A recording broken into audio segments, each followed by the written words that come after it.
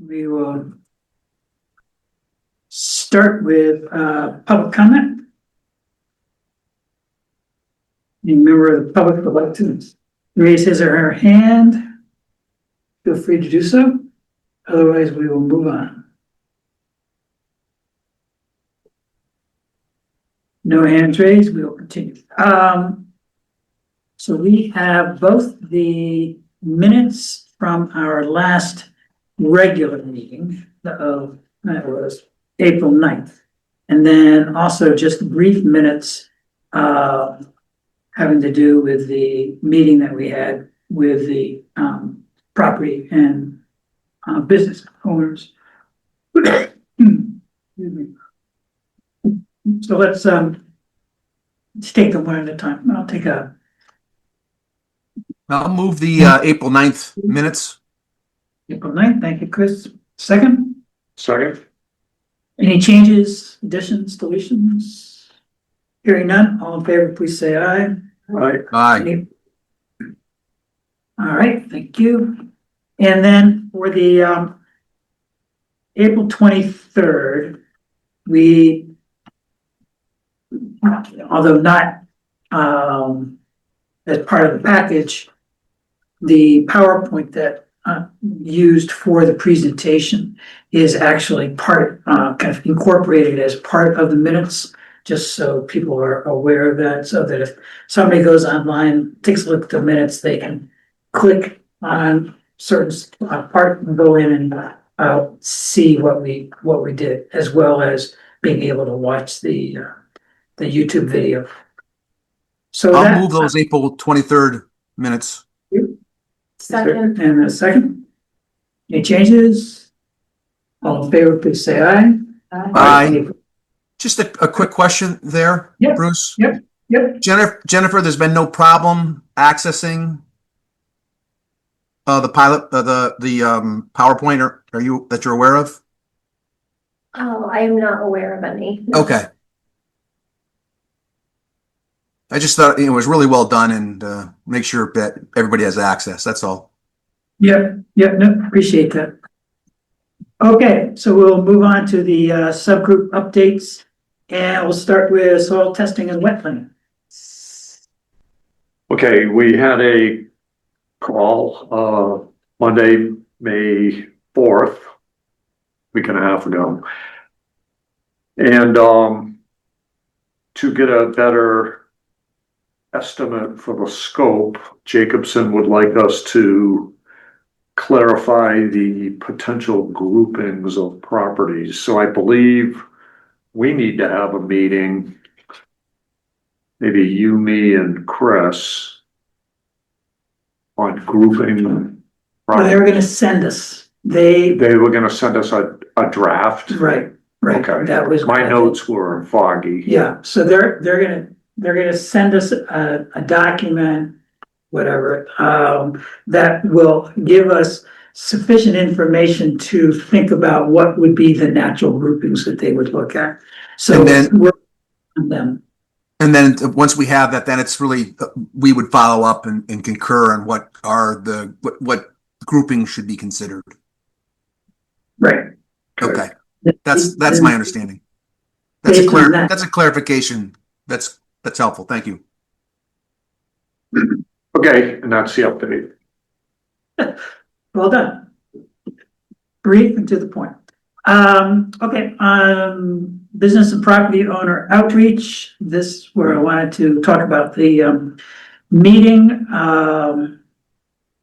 I thought the meeting went well. I thought that we had about I'd say 10 to 12 people in the room, and we had just about the same amount online. And Larry was able to generate for us the names and emails of the people who were online. So we have, so we were able to capture that. So that's great.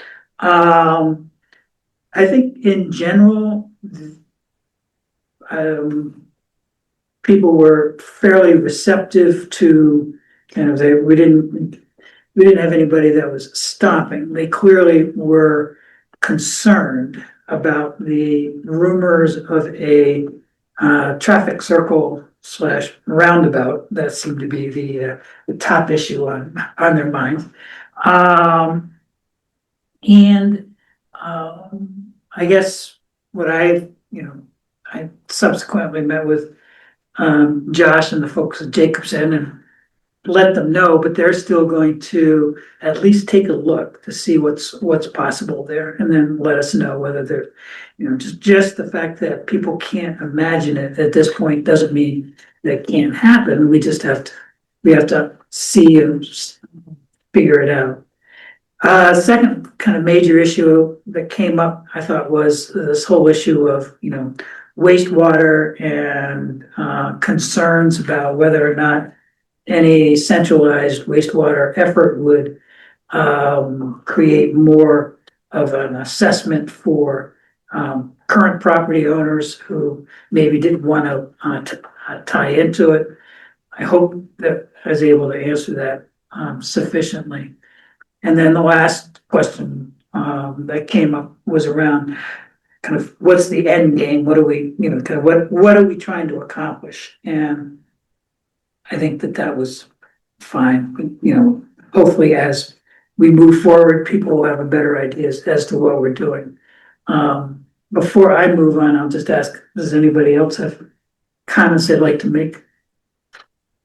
Well, I think that the two things that jumped out is that people were really engaged, and I thought overall that was the best sign. They had looked at the recommendation for the streetscape and said, "Oh, by the way, did you know about this?" So they had already done some thinking the next step before we had gotten from concept. They're already saying, "Hey, you can't go through somebody's living room." Thank Yeah. you. Good call. We won't go through somebody, I mean, that's again, so they had been to that step. And then obviously the second one was the concern about cost. If you're going to be making these improvements, it's lovely, this streetscape, who's paying for this, who's maintaining this? And again, I think Bruce, you did a good job explaining that, it's either going to be the state or the town that's willing to step in and take care of this. And it's not going to be an obligation of the property owner, existing property owner. On that side, on the other side, where Yeah. if the sidewalks go in, then that will be subject to what we have for all property owners relative to sidewalks, so. Yeah. So anyway, so that was, I thought that was good. I think we need to think about, and I looked to my friend Jennifer and thinking about this, whether we want to set up some kind of regular communication, whether we even have enough information to make it worth setting up a regular communication. I mean, I'll throw out an idea, which I'm not sure I'm married to, but I've thought about it as we were leaving that meeting, was should we do a monthly Mariners Way update or something that's specifically written for the business and property owners? If we have emails, we could be sending it out, and for people who say, "Hey, I didn't get it," say, "Well, send us your email," and we'd be happy to do it. I don't think we need to send a snail mail every single time. But I think I agree with you, Chris. I was delighted that there was as much interest, people weren't yawning in the room, and keeping them informed to me seems like the right way to go. But I don't know how regularly that happens, whether we wait and hit certain milestones and bring people up to date. What about, go ahead. Please. What about more like a quarterly report? And then if something came up because that's still pretty frequent, that's still every 3 months. Right. Just because I think sometimes there's just not enough happening to make it worth like their time to read it and our time, you know what I mean? And but if something big happened, we could always like send out a special notice or something. Yep. Or have another invite to a meeting. Yeah. Yeah, I agree. Yeah, I think that's right. I think that's a great idea. Okay. All right, so we will see some people. So maybe in July, we'll send out an update, and hopefully by then, we will have some information on the streetscape, which I'll get to in a second, and may have some information on where we are with the soils, testing, et cetera, so there'll be some substance to be able to put into that kind of. And then probably look to do that kind of meeting twice a year that would just be able to give folks a chance to come in. I think I'd like it to be a two-way street where we have the opportunity to hear from people as ideas are percolated, so that it's not just our reporting to them what's going on. And again, they have access to all our meetings as Yes. members of the public. And they have access to our meetings, after the fact online. So again, it's not like they're getting plenty of information when we do have, I like the idea that, let's focus on providing something quarterly. Would be similar to what we did last time. On the 23rd. And actually, now that we're thinking about it, maybe what we do is we do a quarterly, we did something on the 23rd. We send out something by email over the summer, then we have another meeting in September, because by then we'll have, we can set it up that way. So every quarter, there's some activity going on that is inclusive. Okay, that works. Any other questions, comments about business and property owner outreach? Move on to streetscape. We are in the downtime from this committee standpoint, very active time from the engineering standpoint. They actually, Jacobson has subcontracted the traffic count work to an organization, I believe it's called VHB. And VHB has put the counters down. So we're doing counting right now for traffic counts. And I think they're doing it through the weekend or anyway, right around this period of time. And then they'll use that information to do some preliminary design, and then be able to take a look at what is happening right in the middle of the summer, so we get a peak count as well. And with that, then they'll feed their information into Jacobson, and Jacobson will be able to complete their preliminary design. So it's we may get some early report in the next 2 or 3 weeks from Jacobson, but I would say the most definitive information is going to come after the summer, and we get the summer counts. Does that differentiate trucks? Yes. Okay. And size of trucks, apparently. So that's one of the things that Josh was saying, is that VHB will give us that information as to how many 18-wheelers are going and which direction they're turning in, and we'll have, Oh, okay. so should have a lot of detail. It's more than just the rubber across the road. Apparently. Yeah, I don't know the technology these days. It's the back and forth that keeps going. Anything more from you? Okay. All right, so we will jump then into the discussion on design standards. And Doug and Casey, I'll let you guys take that away.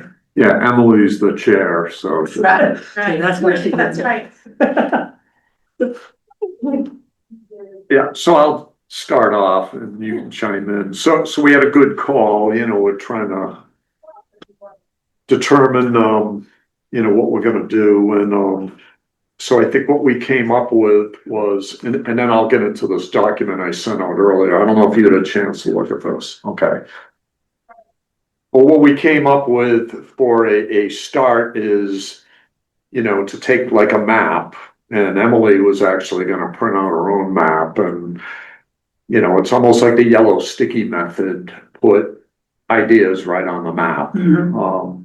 This design, this setback, this structure or whatever, and start giving it some shape. So that's a quick summary of the call, I think is, Yeah, I think what we ultimately came to was, the last study kind of identified, because we kind of went around a little bit about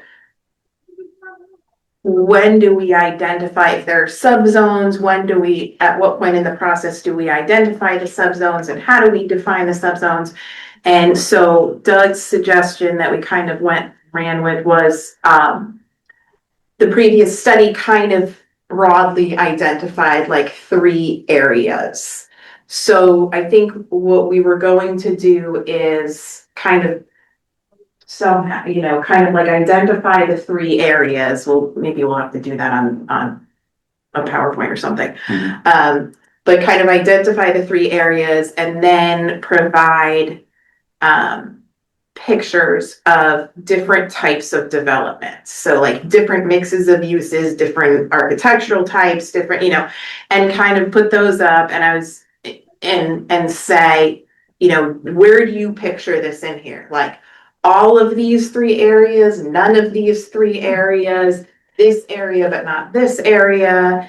And I think that will at least help, hopefully, people to start to get a more concrete understanding of what everyone is envisioning. And like, I think it's even helpful, like it's helpful for me even going through that to like think about what am I envisioning in different parts of, and so I think that will help us to then identify more specifically where those subzones might be. So if we say, okay, everybody pictures all the same uses in all 3 areas, then that's easy. It's going to be one big zone. I don't think that's what's going to happen. But if people picture envision different things, then that sort of helps direct that. And then that also will help us to direct, I think, to beginning to form more specific design standards for the different zones and uses. yes. And to, I guess, just touch on this. So in this document, which I appreciate you have not had a chance to look at, they broke it out into 2 phases, and I got this all off the internet, and I was deep into it today for a few hours. So they call it typology. That's kind of like at the macro level, like what kind of density, how big are the minimum lot sizes, so Old Saybrook has existing zoning, obviously for this area, I think it's B3, B4 and industrial, and they all have their specific lot sizes. And then we have the existing design standards, as Jennifer pointed out, that apply to everything in Old Saybrook. So what I think we're looking at, and it's on page 3 of this document, where it kind of translates some of the Camoin report into, what we're looking for, like especially in the middle zone, shifting from linear, this is on page 3, shifting from linear strip retail to a continuous pedestrian corridor. Buildings are pulled to the street edge with a dedicated 12-foot wide separated shared use bike and pedestrian path connecting the town center to the river. So, what does that mean? Okay, then you go right to sub typology 3. This is kind of back behind that or towards Lakeview. Potentially low to mid-rise multi-tenant layouts. In these, the density that I guess I'm envisioning from all the discussions is different than the existing zoning and the existing design standards. So we need to kind of, as Casey was saying, identify I see this, what they call typology is the macro level. The rocks, pebbles, sand, it's the rocks.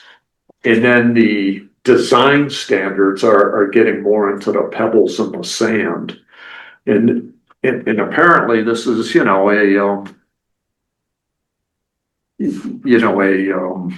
I guess a well understood process. If you go to the, next to the last page, overall process summary, step 1, 2, and 3, determine the required development typology. What would the market support? What does the environment support? This is on the bottom of the next to the last page. What can realistically be built? Now I'm on the top of the last page. Are there any constraints? Soils, environmental, we got the wetlands. Then step 2 is revise and establish the design standards. And then step 3 is the zoning changes. So I think this just breaks it out to macro than micro, which I think we were heading down anyways. Yeah, but I do think that, like, I don't know about anybody else, but I don't necessarily agree with how these are broken out, like for what I envision. So I think that's why we need to like vet everybody. Like everybody needs to like. Well, yeah, I'm not saying that's No, I know the way you're not. I know zones you're are. not, but I'm saying like, so like, I don't necessarily think we should have a street wall all the way down. Like, you know what I'm saying? So like, or that we need to have a street wall, I should say. I'm not sure that I could envision that as like the appropriate type of development. So like, and maybe I'm the only one, but like, that's how we'll find out, I think, is by like looking at the visuals and people can say, yeah, that's what I think should go there. Or like, no, that is not what I. And that will also speak to the uses like we talked about. Right, that the section in here on translating the Camoin report into these zones is just what an AI Right, model right, is sure, suggesting. sure, yeah. I'm not opposed. Yeah, But it does put it in perspective. Right. This is what the study says. right. Right, Yeah, I think, yeah, which is helpful. I think I think what you sent, Doug, is helpful. And I think it's going to be even more helpful when we have even the first blush of the soils analysis. Because I think that's gonna really dictate where anything might happen. We've got this whole area here, which I just don't think outside of 5 acres maybe up toward the highway, there's really no, development possibility there. Casey and I have been looking at this property here to see whether or not there's, anything possible. And it's just, with the inland wetlands, the possibilities become few and far between. So we're going to find, I think, that there's a number of properties that we simply, they're gonna either remain the same or that's the way it is. And I think where stuff is currently developed outside of maybe this part is where any future development is going to take place. And so, Casey, I hear what you're saying about pictures. And I guess I'm just trying to figure out chicken in that.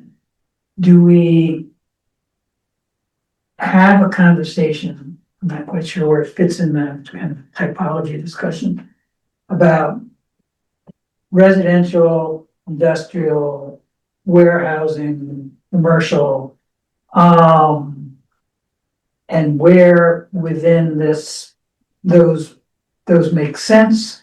Or do we say that at least at this level, really what we're talking about is we want to look and feel, we want nothing over 3 stories. We want, this kind of feel to it. And it doesn't really matter where that is along Mariner's Way. That's just for the look and feel of Mariner's Way. It's kind of. Well, I think I don't think it's an either or, I think it's a yes and. So like, I think that it's a matter of, and again, that's why I think like pictures are important, because at least we haven't gotten this deep as a group yet, but like I started kind of saving some pictures to maybe use, and there, I think if we have both different combinations of uses and different development types, that will sort of speak for itself in the like I think that will come out of that conversation. So and I don't know that, and I expect that this will come out of the conversation too. I don't know that whether people envision, I suspect that there may be slightly different visions for what the kind of look of development might be within those subzones or whatever they may be. There will be two sub, whatever it comes out to be, that's related to somewhat to the uses. So like, I think it's important to look at like, here's one kind of 3-story residential development. Here's a 30-foot high industrial development. Here's, and then other versions of those same types of developments and other versions of mixes of those uses. Here's a mixed use, retail business office, or here's a mixed use like work, play, live. And like some different architectural versions of those, so that I think we kind of have to do both at the, you kind of have to do both at the same time. So I think that they will sort of, in my experience, like having the pictures and being able to kind of define that helps to break both of those things out. Yeah, my sense was that where this was going initially was that we were going to basically gather those pictures, which were the soft feels, that's that soft touch, and not worry as much about where they all fit. Not take that map behind you, Bruce, and not put the stickies yet on those areas. Once everybody got a feel for things, and maybe we've got 30 different things and we have a space for 10, but we've got a grouping of things that we like, as we talked about, from Guilford or from wherever, Rhode Island. I'm not sure where. I had sent some stuff to Jennifer a while back that was mixed use, and that at this point it's really more feel than where it's going to go. That's my sense. So maybe I'm misunderstanding. In my mind, the design standards aren't necessarily going to be this universal, but maybe I'm the only one who thinks that. When you say universal, Like, so if we have if we end up with one zone that's for, what I mean is, it's kind of a beginning, a middle, and an end to Mariner's Way that we've been talking about. And I don't necessarily think the design ends up the same for all of those in my mind. okay, So I don't think, in my mind, it's not just a matter of breaking out like 3 sections of uses, but the buildings are all gonna look the same. Also because there is, some relationship between how, like, the needs of different types of uses. What I'm saying is don't be constrained at all. I'm saying we throw everything at the board. Okay, so what we could do is just put up pictures and everybody says yes or no. Is that more what you're suggesting? Like, yes, I like the way this looks for Mariner's Way, or no, I don't? I think what you can do is and I'll just say it, you could have, what I've done and you may have done as well, is you have rounds and you put this up and things start going in a direction. Then you have another one and you go, okay, you get rid of the ones that aren't in the right direction and you start adding to that direction. So it's a moving thing until you have confidence in a direction. And it's not a 30 feet this feet, that feet yet. It's a But feel. so is everyone envisioning the same development type throughout Mariners Way, I guess is my question. I don't think so. I think No. that's why I was referring to three. So then how can we, we have to have different, like, yes, I envision this over here, but not over here. Right, well, I think, Or maybe we just say, yes, I envision, I like that. Is that what you're saying? Like, yes, I like that. No, I don't like that. And then Yes, kind of. I would say, yes, I like that. I think it's a fit for Mariners Way. I can't tell you where it's going to go.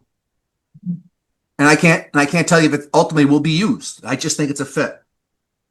how it gets closer. So, let's, We can do that. the other day, I was going, to Clinton, so I was on, kind of went down Horse Hill Road and came right out at the, Clinton Police Department. Took a right on one where they just put in a bunch of new housing there. I believe they're apartments, I don't think it's condominiums, but they've left a good bit of the commercial activity along Route 1 and then the housing behind it. And I was thinking, that's interesting how that, and that looks good in the sense of it's clean, it looks like it fits together. So I was actually going back to the pictures idea, if I hadn't been with somebody, I would have pulled over and begun to take shots and say, yeah, this is the kind of feel that it's, and it wasn't dense. One of the things that we heard even 3 weeks ago was, the urban design that we're doing. And I don't necessarily think we're doing urban design. I think what we're doing is design. And, there may be some areas along Mariners Way that are denser than other areas, but, but I guess that's what I'm hearing the general agreement between Casey and Chris on is, yeah, let's find things that say, yeah, that feels like it could be on Mariners Way without saying where on Mariners Way, right? Right. And then, Casey, do I hear your concern being at some point, if, we shuffle the pictures, maybe this is what Emily's thinking about.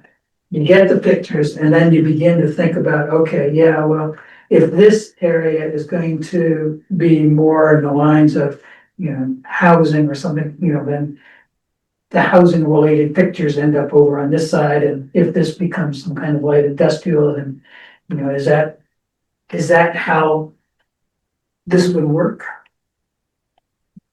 Yeah, and I think, Doug, you've always, I think we can start the conversation and I think it'll sort of like play itself out, which I think is kind of what Chris was saying. Like, as we start, like, I think we can start as a whole, and then I think as people are,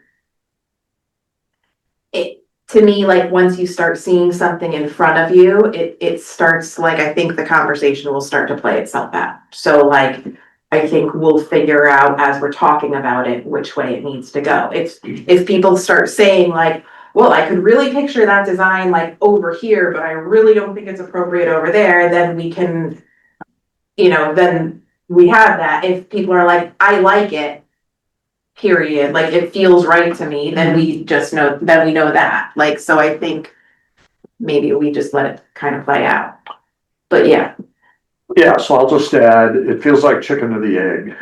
And, personally, I think the Camoin study, they chunk it out into like thirds, 3 sections, east, west, and. Actually, it wasn't Camoin that did that, it was Civic Moxie, right?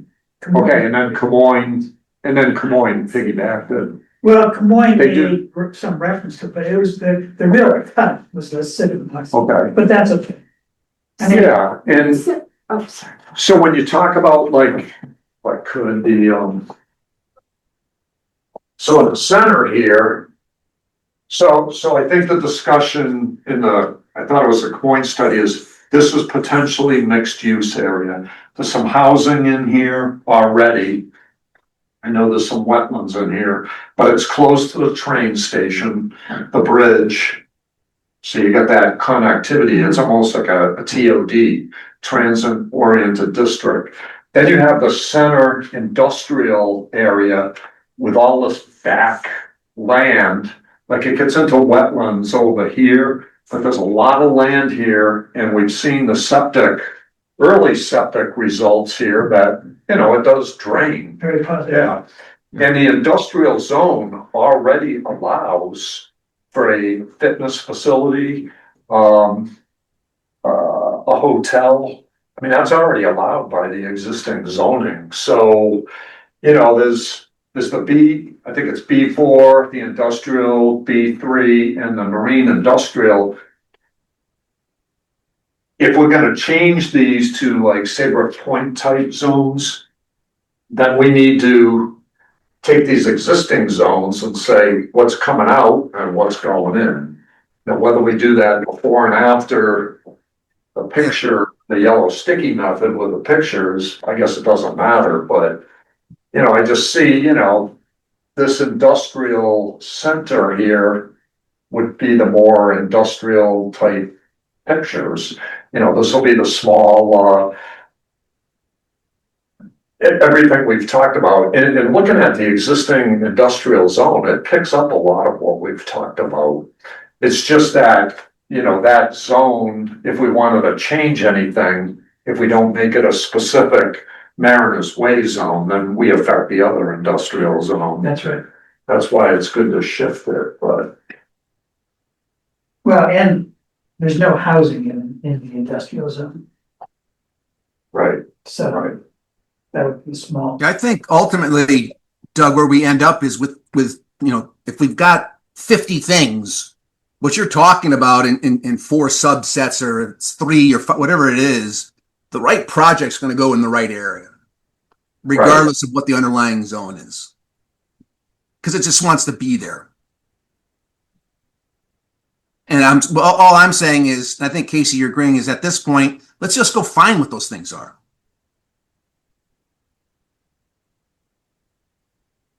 And let's start the pan first before we pick an egg or a chicken. Okay, so how do we do that? We all walk out of here with assignments tonight to send pictures and, And so what I was gonna say is, like, I've started to collect some that I think are useful, so maybe either, I don't mind kind of putting them together if either everybody wants to put them in the Dropbox or just email them to me. Like, if you have them, if you see something, or like, I'll maybe put them together and then share them first with Doug and Emily, and then, like, if we feel like they're ready to go, then we'll bring them to the group. Yeah, we Yeah, I even think- talked about, if you don't have a picture, you could almost just put like a descriptor, for the lack of a picture. yeah, I am a visual person, so it makes it easier for me to figure it out when I can see it. Yeah, I think part of what's tough right now is we are so, I think we're so, like, I think kind of like Chris was saying, like, so here in terms of like what might be the allowed uses, what might be the building types, like, we really haven't gotten any of that yet. So I think that the idea is to start directing that, to start narrowing that down.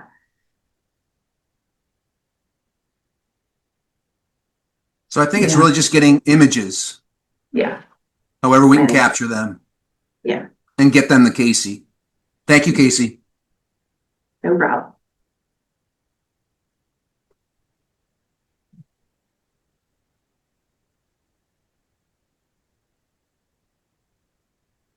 Okay. I think, Bruce, you seem uncertain.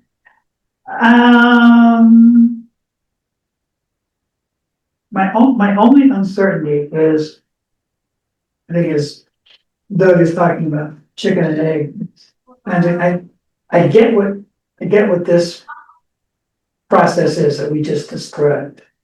I'm just trying to imagine kind of how it plays out, but I think I'm just gonna have to let it play out and see what happens. The,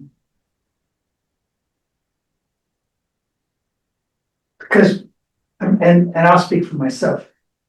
All I know is what I know, you know, and so there may well be some good examples where light industrial and residential have been well integrated somewhere. But I have no idea where.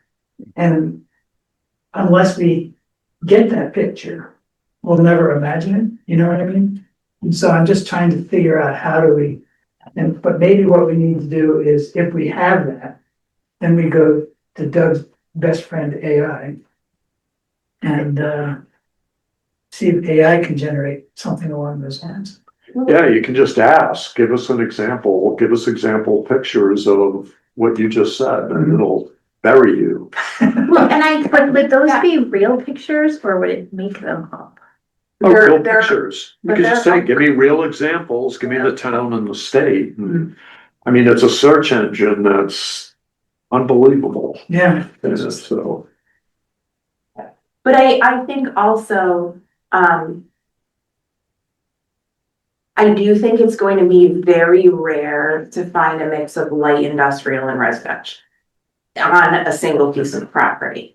So I think that comes back to two things. One of which is in some ways what the shell and the property look like they're related but different from what the use inside of them is. Like back to that conversation about like, if you like the way it looks, you care what's inside of it kind of thing. Which I think the answer is like yes and no. No, but yes. Like no, but with a lot of caveats kind of. So I think that's part of it. And then I think also, I mean, I think that goes back to like how I think that will help us to figure out again, like, so I think part of it is just what it looks like, what it feels like, what, you know, all of that. And then I think what's the place we're creating kind of. And then I think part of it is, again, I think if we're going to end up with different subzones, that will start to play out in the conversation in terms of like what a residential building might look like versus what various mixed uses might look like versus what where, you know, warehousing might look like or other various light industrial uses. I think I would do that. yeah, we talked about the, you know, Jennifer's pointed us to the existing design standards. So a lot of time has been spent on those in Old Saybrook. So we would want to, I guess, start with those and then see if there's anything that would vary. Because right now those apply across all zones. Yeah. And I know like those have been developed over decades. So it's just something we need to consider. Well, okay, so maybe, So it may get more, we may be more into this, what I call referred to as typology. And we use the existing design standards, you know, with some maybe setback variations, or maybe there's some common thread that goes through the Mariners Way area, but I don't see us veering way off from the existing design standards. Well, I think too, it depends what type of zones we end up developing because like if you have an incentive housing zone, you can have full blown architectural design standards. Like you can say I mean, you can't say color, but you can say like, get very specific about how the different ways the buildings should be designed. If you don't have that type of zone, it's more similar to what our current design standards are, but you can still get into some detail about roof lines or, you know, like like they have about windows and fenestration and, some facade kind of, you know, how jogs in the building and things like that. So I think depending on what we come down with in terms of like the underlying zone, that'll tell us kind of how far we can go Okay. with what kind of design standards we might develop. But yeah, like, I mean, parking and things like that, and landscaping and things like that might not have to vary at all. Or they might. Yeah, well, like. Go ahead, Doug, tell them your story Yeah. I don't about your like that neighbor's pool. because I think there's too much parking now, yeah. So, What is maybe there's nobody in this room who can answer this question. You say the design standards are the same across town. There's no zone, like something like the Saybrook zone or something that has either modified those design standards versus. Yeah, so like the different zones, you know, I have an example here. This is the industrial zone, but so the specific zones have lot area, shape and frontage. They have their own height requirements, setbacks, building bulk and coverage. You know, so that's specific to the different districts. So each zone has that, Has that. and they may not be the same. Is that? That's correct. Okay. But there's a whole section on design standards that gets into, you know, okay, if you put a sidewalk in and curbing and, you know, here's exactly how you build it with these materials and. But it doesn't, we don't have, so there are like the lot and bulk requirements, there's like parking and landscaping and that sort of thing, but we don't have really specifics about building standards, which again, that's where it depends, with those, how far we can go depends on what exactly the type of zone we have. It's. But isn't that also how far we want to go with respect to, opening the door to development? Yeah. As well. But I will say, like in my experience, and I think we've talked about this, rather than making it a special permit and every time something goes to the zoning commission, they're kind of like weighing out if they like it or not. And I'm on the zoning commission, it's not like a criticism of the zoning commission, but rather than having it be a special permit that's subjective, has some subjectivity built into it, I find that developers would rather be told to do more upfront, like have more requirements written out for me, but then I know exactly what I have to do. And then make it a site plan process, something like that, so that like they know exactly how deep they have to get into it, and it takes away a lot of the uncertainty. Mm-hmm. Yeah, agreed. If that makes sense. So when you talk about buildings, you're talking about things like facade. So what does a facade look like? And Yeah, like you can at least require, say, you can only have an undisturbed, and I think we have some of this. I'm not sure, that's why I brought up zone regs, because I'm not sure if we have it built into some of the zones, but I know we have it built into some of what's reviewed by the Architectural Review Board.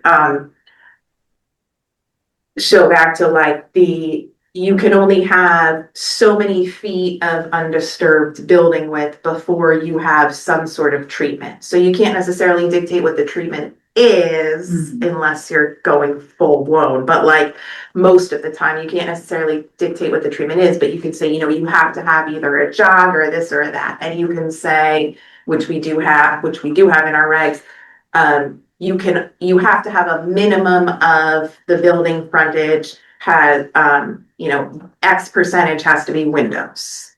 And you can talk about roof lines and things like that. And that's to avoid like a box Like a type giant, building right, with no right. windows and. Right. turret. Yeah, give it some architectural character. Yeah. But without going so far, like you can't without going so far as to say like, it has to be exactly, this. You have to have shutters or you have to have whatever, cornices or specifically. Okay. And to a large extent, that's already in the regs, or we would need to draft it. There are, like furnace window requirements. The landscaping is built into it, and there are certain, I don't believe it's built into the regs anywhere, but there are at least discussions, including with the Architectural Review Board and with the Zoning Commission, because there are sort of guidelines. Yeah, there are guidelines in terms of buildings. So, sometimes it's like, well, you need to do a little more of this, or kind of, can you put this in there? And a lot of times that'll come from ARB. But I think that some of those things should be things that we should maybe consider writing right into the zone. And that's in my opinion. I mean, I don't speak for the Zoning Commission. No, I'm only an alternate, like they might totally disagree with me, but that's my opinion. I think to some extent, our role is balancing between the zoning commission and the development community. And hearing, the development community wants certainty, as much certainty as we can offer them, then that's what we should try to do. Right. Yeah, so the existing design standards, in my opinion, are certainty. I mean, they're black and white. And I just feel if we want to change those, the first question will be, well, why don't they apply to all of Old Saybrook? Like if I was on zoning, why are we doing this across the whole town? And we just need to, I guess, be sensitive to, they've been developed over years. And, with this, if we were to create new zones and apply new design standards, that would be an outlier. So we just need to be aware of that. And, again, going back to the macro level, the typology,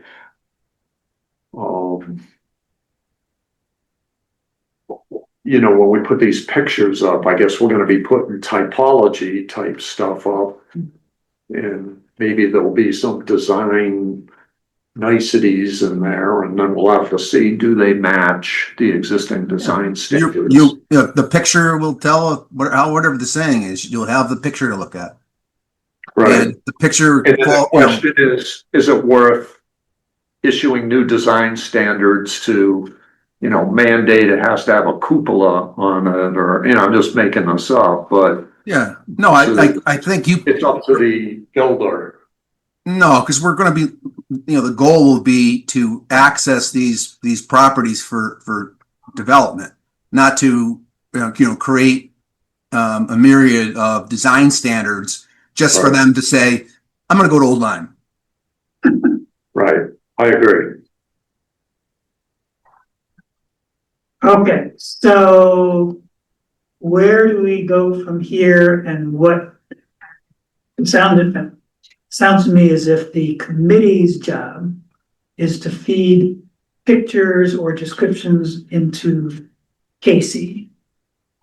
Then the subcommittee will talk about it and try to organize that as best as possible and bring it back to this group. Is that kind of our process at this point? I think so. Yep. That makes sense to everybody. Yeah. Okay. So that feeds well into then my next question, which is, having had the discussion we just had, should we plan on canceling the next meeting, which is in 2 weeks? I mean, see, now the real discussion is that we're going to have, because of soils testing and the streetscape, all of that is kind of in other people's hands at this point. The real discussion is going to be this discussion, and is 2 weeks enough time for you guys to get it together, or should we just plan to come back a month from now? I think if this is our next big task, then we're gonna need more than 2 weeks. And I would say we don't meet in 2 weeks. Yeah, I'm kind of thinking the same thing. I mean, I think if everybody wanted to, I think we could make it happen, but it might give everybody a little more Yeah. breathing room, including me. Breathing room. Never refuse a break. All right, so why don't we do that? Why don't we plan on not, let's see, what's today, the 14th. So we won't meet on the 28th. But we then will meet the second Thursday in June. Okay, that makes sense. And then, what I would strongly recommend is, Casey, if you have, if you're not hearing from committee members, let me know and I'll be happy to serve as the, reminder for people needing to get things in. All right, other things we would like to talk about tonight? Jennifer, how are we doing? Are you, from your perspective, economic development, are there things that are happening that we should know about? Well, as I mentioned to Bruce, I've been keeping the Economic Development Commission apprised of your progress and they are getting more interested. And I think at some point, would like to have a joint meeting or, talk more in depth. I think they want to talk a little bit more amongst themselves, but they are taking an interest in what you're doing and I think would like to have, some input. And just, I think that there will come a time when that balance between what might be provided to developers has to mesh with what zoning is willing to give. I think there is gonna be a balance there. Yeah. Because Chris Costa was talking to me a little bit about their view of special exception and how that provides a little more ability to control things. So I think, if this group suggests that some of those special exceptions should be made regular rules, that, it would have to be very carefully considered how that's proposed and why it's proposed. So just, keeping all those moving parts and in line, in mind, I think is, gonna be important as we move along. There's probably a story behind every special exception, from the past. I don't pretend to be an expert in all of the nuance of all of those things, so just, try and keep everyone's perspectives on the table. Right. Bruce, I know nothing. I hear nothing. a couple comments, just standing back, big picture. At what point should we be looking at like financial assistance, incentives for developers? I mean, that seems like a big area to get our arms around. So when we do have something, we kind of can roll it out parallel, like, okay, because right now, like, it kind of opened my eyes really getting into like the industrial zone. I mean, a lot of this stuff's already allowed there and they could come in and make somebody an offer potentially and put it in now, but it's not happening, just like on Main Street. So Right. it seems like a big area for a subcommittee to kind of poke at and start getting our arms around. I don't know if it's too early, but Well, it is probably too early because we're not quite sure what we want to be incenting. However, you make a good point that the town is looking at a $2 million surplus, $2+ million surplus that they are going to need to figure out how to divvy that up sometime by August. So do we want to recommend some kind of fund, development fund, developers incentive fund or something that could be, draw some money from that, put it in the bank, and then we've got that, so there's no, later on, when there isn't money on the table, we at least will have some money put aside that we could work with. Yeah, that'd be good, yeah. I think the TIP funds can be used for some of those purposes also. And I believe that just got a $48,000 deposit from, which was the contribution for this year Hmm. into there, so it's only like 200 and something $1,000. Well, yes, but the other side of that is you can use the TIF as the basis for issuing a bond. So if you now knew that we were, just rough numbers, $50,000 a year coming in from TIF, you could issue a $4 million bond or something like that with a 10-year payout, using the TIF to do the payout, and then you've got the $4 million up front to be able to do the incentive financing that Doug's talking about. So I mean, that's probably the biggest beauty of the tax income finance fund, is the fact that you can use it as the bond repayment.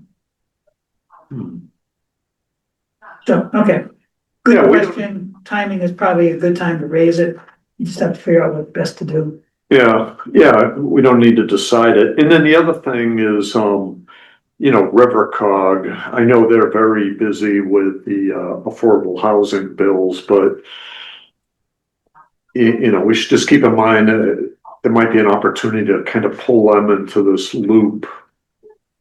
I don't know, not at the detailed picture level, but there's a lot of experience there.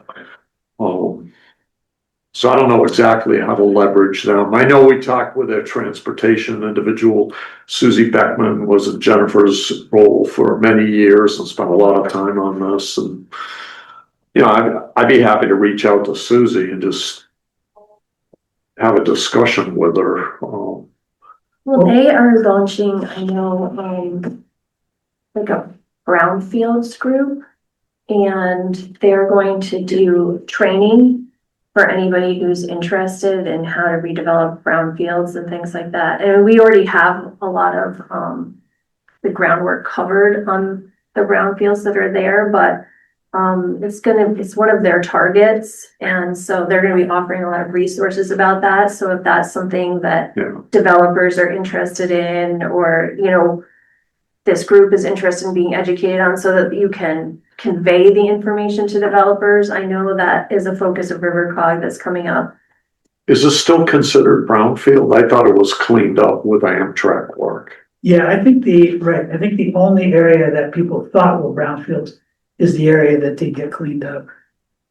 Okay. So I'm hoping that that's the case. We certainly don't have any information of any place else at this point.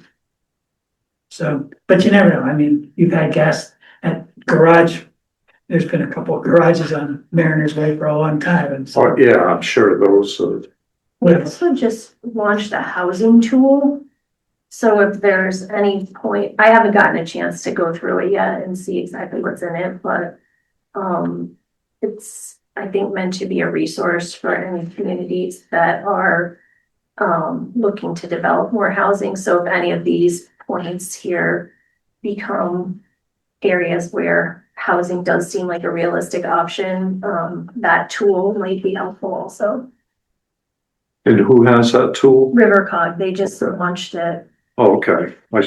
Megan Yeah. Duflas, I know knows. Yeah, so I have a regional planning meeting with Rivercog Monday, so they'll probably talk about that. If they don't, I'll ask. Yeah, Okay. I can't remember what it's called, it has a little name. Nice lot.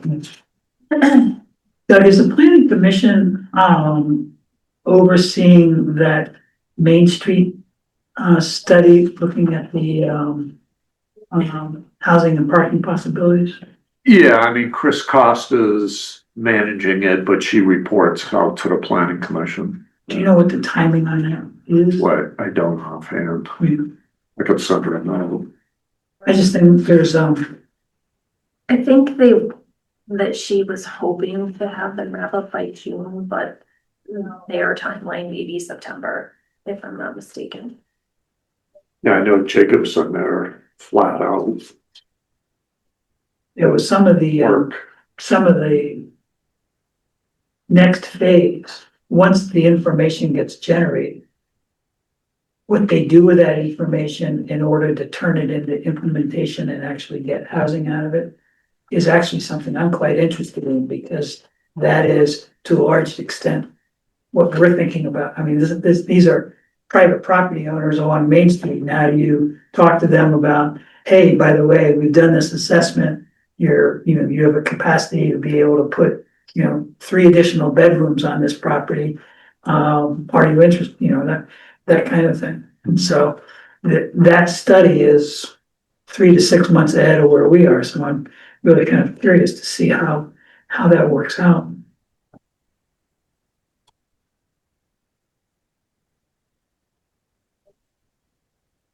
Okay. Anything more for the good in order? Just one more thing about zoning regs. Yes. So 68.2, which is building design, has a lot of what we've been talking about in terms of the buildings. So I think it would just be a matter of, like Doug was saying, like hashing out whether we're consistent with those things and like what we want specifically for this zone. So I think if people want to kind of,